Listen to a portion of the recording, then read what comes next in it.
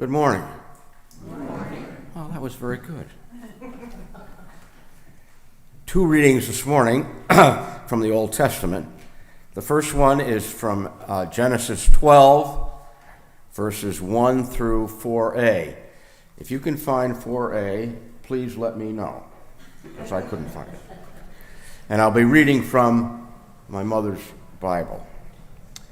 The call of Abram. The Lord had said to Abram, leave your country, your people, and your father's household, and go to the land I will show you. I will make you into a great nation, and I will bless you. I will make your name great, and you will be a blessing. I will bless those who bless you, and whoever curses you, I will curse. And all the people on earth will be blessed through you. So Abram left as the Lord had told him, and Lot went with him. The second reading is Psalm 121.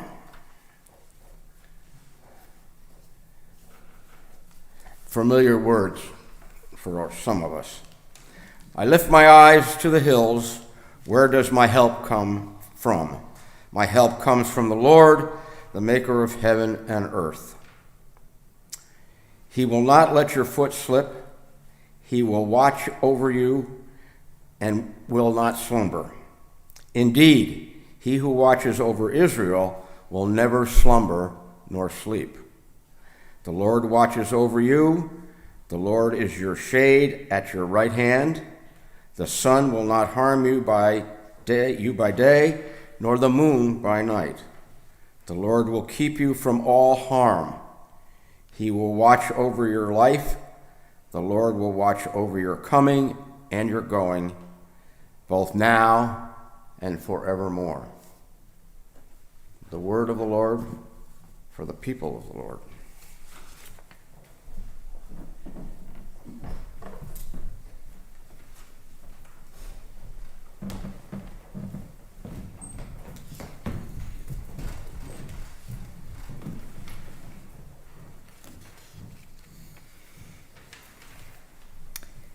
A long time ago, in a place far, far away, there was a man named Abram, and he had a wife named Sarai.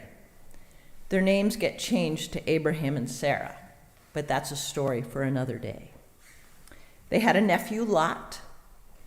Abram and Sarai had no children, at least not yet, but that's also a story for another day. Abram was a nomadic kind of guy. He tended his animals. He moved with the seasons. He was part of his tribe. He was doing the ancient Chaldean thing. And then one day God spoke to him just like that, out of the blue.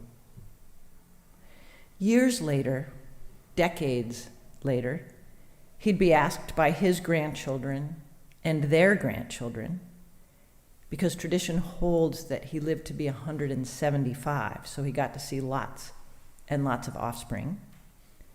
The family would gather around him and say, Grandpa, tell us again. Tell us about the time God spoke to you. What does God sound like? What was it like? And every time they asked, and they asked a lot in the years between our lesson today and Abram's death, he would try. He would try and say what it had been like, sounded like, when God spoke to him.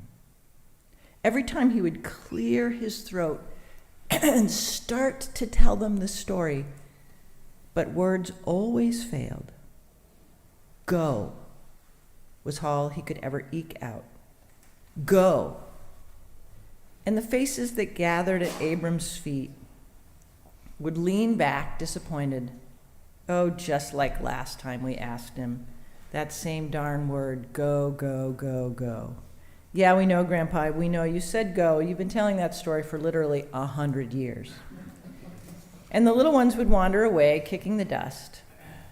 And the older ones would sigh heavily and say to themselves, I told you it wouldn't be any different. It's all he ever says.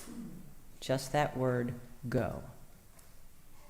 And Abram would watch them, watch the dust their little sandaled feet kicked up as they ran back to their parents, watch them as they left. He'd sit there in the shade of a large oak, an old man, a patriarch, revered to be sure, and yet dismissed too, because he couldn't ever really say what it was like. What drove him to leave all he had never known behind him, the land of his father, his tribe. He just went. He went because he heard God say the word, go. Sarai had asked too, of course. Sarai, his beloved wife, gone these many years. Tradition holds that she died at 127. Abram, what was it like? What did God say? He chuckled to himself to remember how he had come back from his morning chores on that day and told her to pack. And she said, pack? What is this word, pack? What does we are going on a journey mean, Abram? Have you been sitting in the sun too long? But they had gone that very day. Sarai had gone partly out of duty, partly out of concern for him, partly because a woman who had borne no children in their culture, she didn't have a lot of other choices. Was it a voice? He had never been sure exactly. Not a voice like Sarai's, not a voice like his nephew Lot. Had it been an inner voice, a feeling, a compulsion? Just an overwhelming sense of peace that to go was the right thing, and to go now. To go would mean blessing for him and for generations to come. It had felt like a conversation. Shall you bless me, Abram? That's what the voice or the compulsion or the feeling had been in his head. Will you bless me? And then I will bless you, and you shall bless the world for generations to come. Blessing, blessing, blessing, blessing. That was the other word that pounded in his mind. 2 words, go and blessing. When asked about that day, he could never eke out the word blessing to his family. But he supposed it didn't matter. They were living it. They were the blessing. They had flourished. He had flourished too. All the children he had. And to think he was 75 when God spoke to him. 75! A time when most folks just sit back, relax, and recount their days. Who knew? Well, God knew, but Abram hardly knew that at 75, he was just getting started.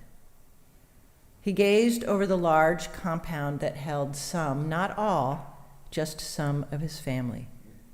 They were too numerous to live in one compound. He stayed with Isaac's family mostly, doted on by his daughter-in-law.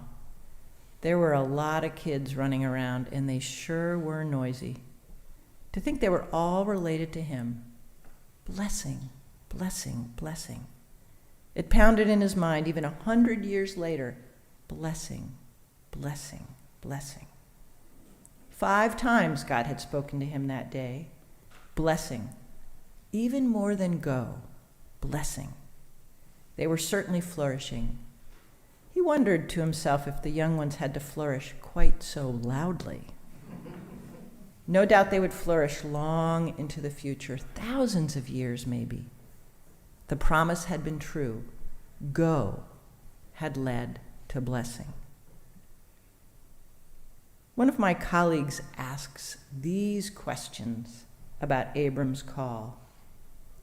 What would it mean for you and I to pick up and accept a call as Abram did? Could we? How might you and I demonstrate a faithful response to God's initiative in the days in which we live? What are the places of promise in the world? The places of promise in our lives? How might we respond to go and to the invitation to be a blessing? It's possible that Abram knew Psalm 121, our other lesson for the day. It's a psalm of blessing, a psalm for a journey. Scholars believe that this is a psalm that would have been offered as a prayer before pilgrims started out on a journey. I offer this psalm at almost every memorial service and burial that I do. It's so perfect for Vermont. I lift up my eyes to the hills. From where does my help come? My help comes from the Lord who made heaven and earth. I hear and sense God's presence in our hills. I hear and imagine our attention drawn to the beauty of creation as our gaze is invited to the hills and to the mountains.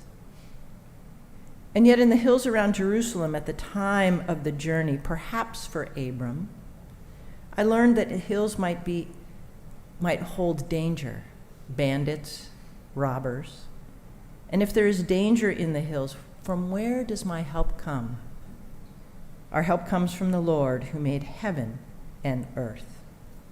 Psalm 121, a psalm of blessing, a psalm for a journey, a psalm of blessing for our lives. I'd like to end this sermon by asking us all to bless each other, including ourselves. If you would, if you are able, please take the Pew Bible that's in front of you and turn to page 498.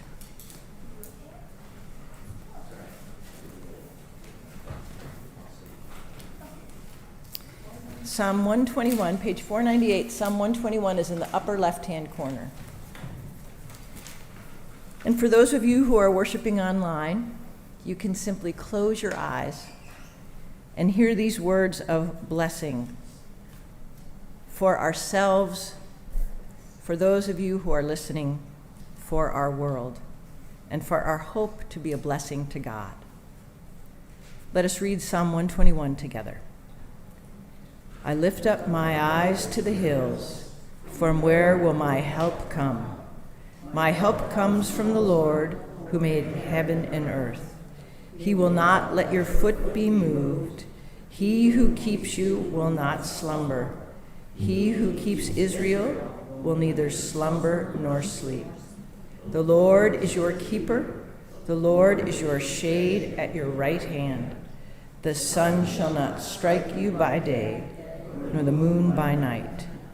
The Lord will keep you from all evil. He will keep your life. The Lord will keep your going out and your coming in from this time on and forevermore. May we respond to God's call to go, and may we live to be a blessing. Amen.